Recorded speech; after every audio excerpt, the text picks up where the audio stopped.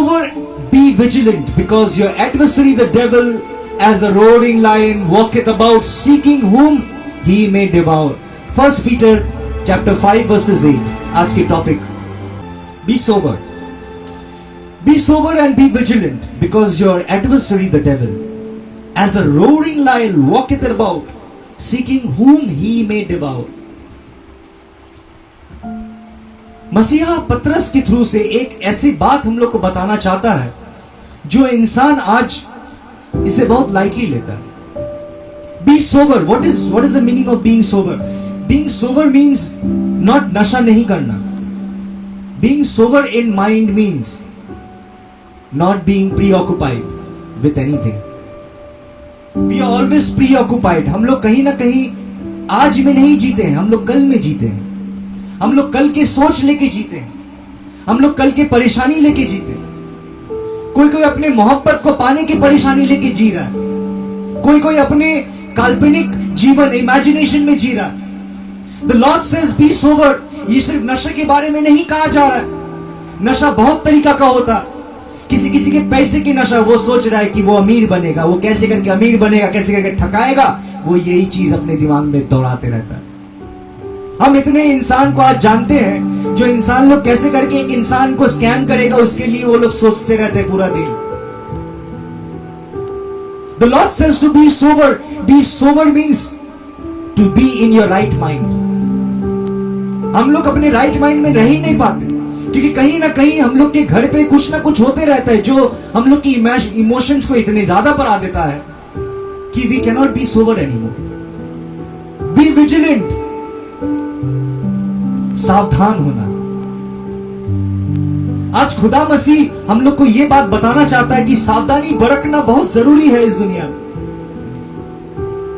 हर चमकता हुआ चीज सोना नहीं होता.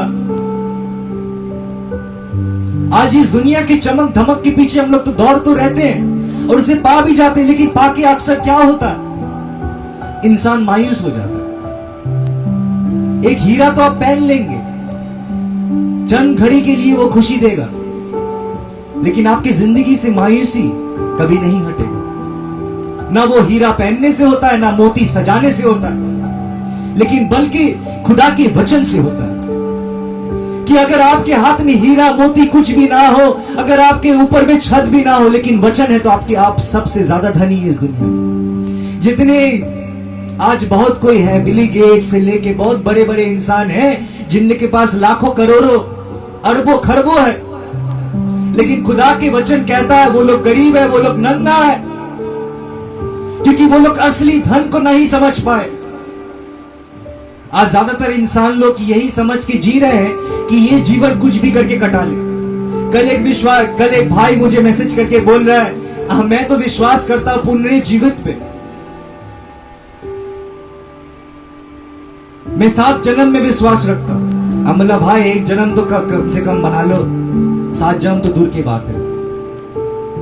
हम लोग सोचते रहते हैं और भटकते रहते हैं, लेकिन खुदा की वचन हम लोग को कह रहा है देयर इज एन एडवर्सरी, जिसे आज इंसान लोग अपना चुके हैं, इसकी नीति को अपना चुके हैं. एन एडवर्सरी मतलब एक विरोधी है. वो विरोधी सिर्फ बस परमेश्वर की नहीं, वो विरोधी आपका है. वो विरोधी आपका है. वो परमेश्वर को नहीं हरा सकता, लेकिन वो आपको हरा सकता है. वो परमेश्वर को भटका नहीं सकता, लेकिन वो आपको भटका सकता है. इसीलिए वो दुनिया का हर एक चीज देता है वो विश्वासी को, जो विश्वासी ईमान छोड़ने के लिए तैयार होता है.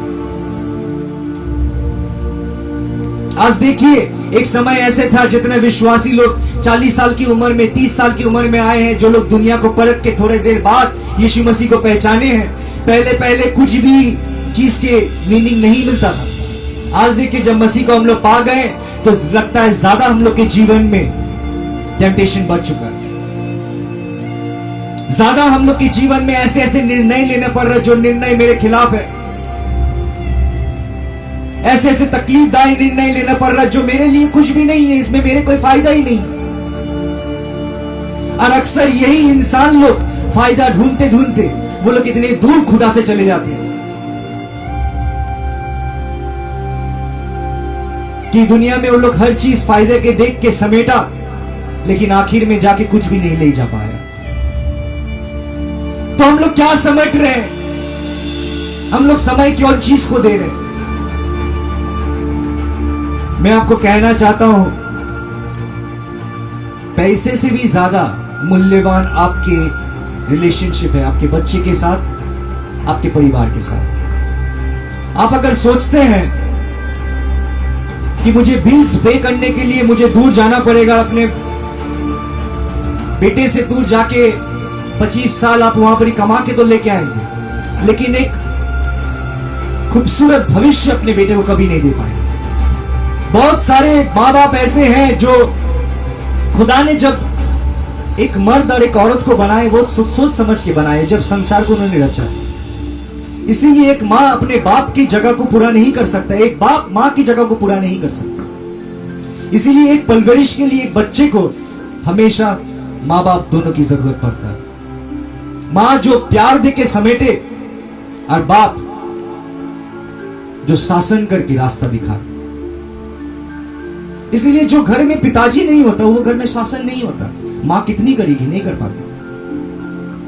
इसलिए दोनों का रहना बहुत जरूरी है, क्योंकि ये दोनों जब एक होते हैं तब खुदा की एक आचरण बनता है जो खुदा खुद है। इसलिए जब हम लोग इंसान को देखते हैं, इंसान को देखना ही मतलब खुदा की रूबरू होना। इसीलिए जब एक मर्द और एक औरत एक होता है वो खुदा बनता है, क्योंकि खुदा की आचरण सिर्फ मर्द में नहीं है, औरत में भी पाया जाता है। क्योंकि एक मर्द के रिब केज से निकाल के एक औरत को बनाया गया, बांटा गया था दोनों को। इसीलिए जब दोनों एक होता है तभी वो संपूर्ण खुदा की आचरण हम लोग देख पाते हैं। खुदा की आचरण सिर्फ खुदा मां की ममता में नहीं है, लेकिन पिताजी की डांट में भी मिलता है। अगर आप मां की सिर्फ ममता पाए, डांट नहीं पाए, तो आप बिगड़ जाए, वो बेटा बिगड़ जाएगा। इसीलिए बहुत मां लोग ऐसे होते हैं जो अपने बेटे को डांट नहीं पाते, क्योंकि वो लोग ऐसे ही बनी है। लेकिन पिताजी ऐसे होता है जो अपने बेटे को डांट सकता है, क्योंकि उसको ऐसा ही बनाया गया। And they together complete what God is. और आज ये संसार को शैतान तोड़ना चाहता है, बिखरना चाहता है। And he is an adversary, roaring lion, जो हुंकार दे रहा है, वो जो चिल्ला रहा है, किसको वो खत्म कर सकता है, किसका जिंदगी वो बर्बाद कर सकता है। आज देखिए कितने जिंदगी बर्बाद हो रहा है। आज ये फोन हम लोग फेसबुक लाइव के लिए इस्तेमाल कर रहे हैं, आप और हम फेसबुक लाइव देख रहे हैं, आज खुदा के वचन सुन रहे हैं। लेकिन दुनिया क्या कर रहा है? दुनिया यही लाइव तमाशा दिखाने के लिए इस्तेमाल कर रहा है। जब एक मर्द एक औरत अंधेरा में पकड़ा जाता है, उन लोग का लाइव दिखाया जाता है, उन लोग के कपड़े उतार के नंगे करके लाइव दिखाया जाता है। एक इंसान की गला काट रहा है, वो लाइव दिखा रहा है कि मैं उसका गला काट रहा हूं। किसके लिए? खुदा के लिए।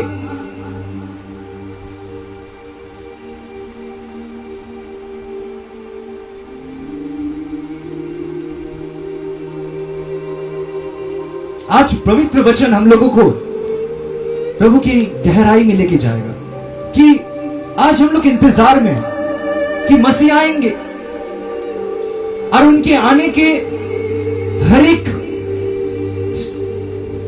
चिन्ह जो विश्वासी परखता है, जो विश्वासी आज न्यूज को बाइबल के संग मिलाता है, वो खुद जान पाएंगे हम लोग कितने करीब हैं। अब न्यूज देखिए, बाइबल में लिखा हुआ देखिए, अंतिम घड़ी के आपको दिखाई मिलेगा कि जो जो बात बताया गया है वो बात सब सच है, 100% सच बात है। लेकिन हम लोगों को क्या करना है? हम लोगों को क्या करना है? सबसे पहले He will return. Jesus is coming again, personally and visibly. He is coming back in power and glory. He will return to consummate His redemptive mission and to establish His eternal kingdom. आज हम लोग स्वर्ग को सोचते हैं कि मरने के बाद स्वर्ग वहां है, स्वर्ग यहां है। स्वर्ग कहीं नहीं है, स्वर्ग है जेरूसलम, जो जेरूसलम में यीशु मसीह उतर के आएंगे। और वचन हम लोग जब देखते हैं वो वही बात कह रहा है कि he is gonna restore an eternal kingdom. आज देखिए सब कोई कोशिश कर रहा है, डैम बना रहा है, इंडिया डैम बना रहा है। क्यों डैम बना रहा है? पानी खत्म हो रहा है, हर कंट्री डैम बना रहा है। युद्ध की परिस्थिति आ गया, हर एक कोई ऑयल को बचाने की कोशिश कर रहा है, पानी को बचाने की कोशिश कर रहा है, क्योंकि हर एक चीज चले जा रहा है। लोकस आके, this is the third time locus is sweeping away in Africa. ये साल में ये तीसरे बार लोकस की अटैक हो रहा है सेम कंट्री में। मतलब खाना, फसल सब उड़ जा रहा है। There is a famine in many many places. एक युद्ध आने वाला है, जो युद्ध के बारे में हम लोग नहीं जानते। आप सोचते हैं कि एक घर अगर अमेरिका में जल रहा तो उससे मुझसे क्या? अरे भाई, जंगल में अगर एक पेड़ जलता है, दूसरे पेड़ सोचने लगे उससे मुझसे क्या। वो दिन दूर नहीं है कि वो 10 किलोमीटर की भी पेड़ को वही आस्ते आस्ते आग लगते लगते पहुंच जाएगा वहां। आज हम लोग सब घर बना चुके हैं, बॉर्डर माप चुके हैं, लेकिन ये बॉर्डर खुदा की चीज से हम लोग को नहीं बचा सकता। जो वचन में लिखा हुआ है वो जब चीज से नहीं बचा सकता, लेकिन वचन खुद एक एक विश्वासी को बचा सकता है, जो उनके नियम के अनुजाय चलता है। आज खुदा ये नहीं देख रहा कि आप काबिल हो कि नहीं, काबिल कोई भी नहीं है। अगर देखा जाए तो खुदा ये नहीं देखता कि काबिल कौन है, खुदा ये देखता है कि सुनता कौन है, कौन सुनने वालों में से है। हम लोग आज खोजते हैं प्रचारक में कि कौन काबिल प्रचारक है, कौन पवित्र है। अरे भाई, ऐसा अगर ढूंढने जाइएगा तो ठोकर खाइएगा, क्योंकि कोई ना कोई प्रचारक में कुछ ना कुछ आपको जरूर मिलेगा। लेकिन अगर परखना है तो यह परखिए कि वो सुनता कितना है खुदा के बारे में। पवित्र वचन हम लोग को यही समझाता है। मार्क के 13 में कहता है, watch out and be guard, stay awake. मार्कुस के 13 में अगर हम लोग देखते हैं, उसमें बहुत खूबसूरती से खुदावंद यीशु कह रहा है, वॉच आउट मतलब सावधान रहो, देखो, परखो, जानो, समझो। एक चीज को परखना बहुत जरूरी होता है।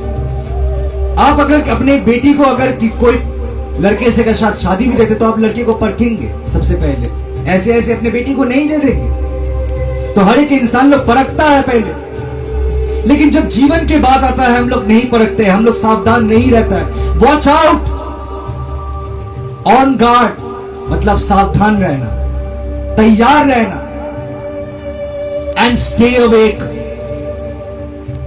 जाग के रहना। आज बहुत ऐसी चीज है जो हम लोग को नहीं जगा के रख सकता। कोई मोहब्बत में खो के है, कोई इंसान लोग अपने पैसे के नशा में खो के है।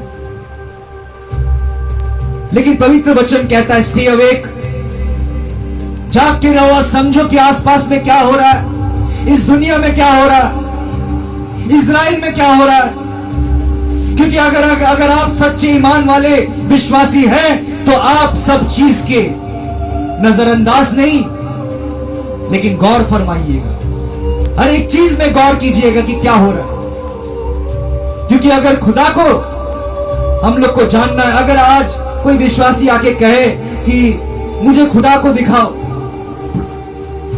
सबसे पहला बात मैं कहना चाहता हूं, खुदा यीशु मसीह एक ऐसे मसीह है जिसे कोई भी लेबोरेटरी में टेस्ट करके प्रूफ नहीं किया जा सकता, कोई भी टेलीस्कोप से नजर नहीं आ सकता। दुनिया के जितने भी पावरफुल टेलीस्कोप हो बिलियन लाइट ईयर्स दूर तक देख पाता है, तभी भी वो मसीह को नहीं देख पाएगा, क्योंकि the scripture says without holiness no one will see God. पवित्रता के बिना कोई भी खुदा यीशु मसीह को नहीं देख पाएगा। इसीलिए हम लोग की हर एक टेक्नोलॉजी नाकाम है। देखिए कोरोना वायरस आके हम लोग सोचते थे हम लोग की टेक्नोलॉजी इतने आगे चल गया, नैनो टेक में हम लोग आ गए, डिजिटल एज में हम लोग आ गए, लेकिन एक कोरोना वायरस आके सबको बता दिया कि कौन कितना पानी में। कोई टेक्नोलॉजी काम नहीं हो रहा कि 1 साल गुजरने को आया, एक वैक्सीन तक नहीं बना पाया कोई भी। सब ट्रायल पे ट्रायल कर रहे हैं, एक दवाई, लेकिन अभी तक सही दवाई नहीं मिली।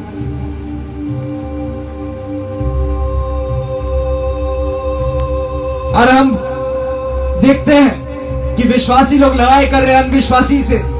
कोई अपना खुदा के लिए पोस्ट छोड़ रहा है तो वो पोस्ट में कोई ना कोई अनविश्वासी आके मजाक उड़ा रहा है। लेकिन हम आपको कहना चाहता हूं कि जो विश्वासी लोग, जो अनविश्वासी लोग हैं, वो लोग बेवकूफ है। और जितने भी अनविश्वासी आपको नजर आते हैं, वो अनविश्वासी तब तक है जब तक सब सही चल रहा है। मैं कितने विश्वासी को देख चुका हूं जो विश्वास में तो थे लेकिन वचन को सुना नहीं, सही से चला नहीं, खुदा जो कहते थे नहीं समझा, लेकिन आखिर वक्त में जब मौत आने लगा उन लोग आने की कोशिश किया लेकिन नहीं आ पाया। जब मौत खटखटाने लगता है तब कहीं ना कहीं इंसान की रूह जाग जाता है, इंसान की जहन काम करने लगता है।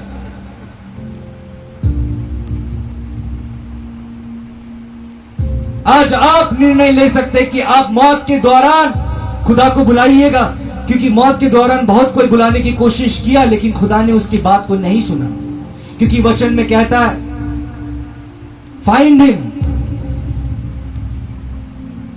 जब तक वो मिले, जब तक वो आपको मिल सकता है उसे खोज लीजिए। वचन ये कहता है।